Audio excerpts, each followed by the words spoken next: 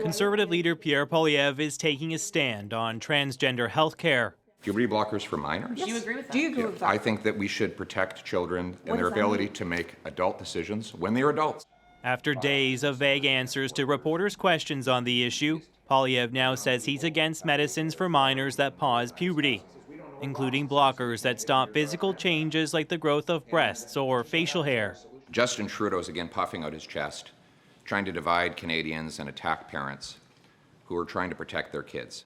His comments come a week after Alberta Premier Danielle Smith announced plans to change some policies affecting trans children.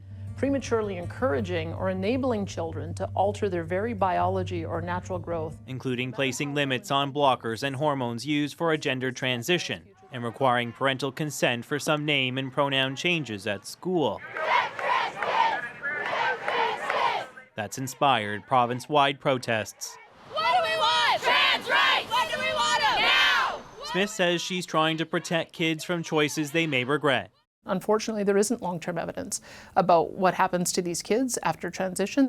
She cited the UK, where there are concerns youth were being rushed onto blockers. It leads to a world where we're all less safe to be ourselves. This trans advocate has a message for Poilievre.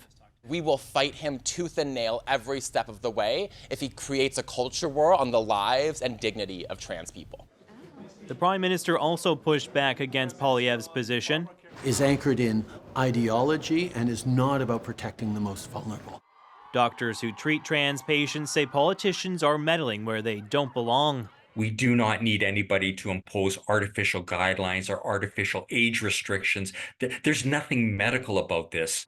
Ottawa hasn't ruled out some sort of intervention. A legal challenge is possible, and they could withhold healthcare transfers if Alberta's plan goes ahead. JP Tasker, CBC News, Ottawa.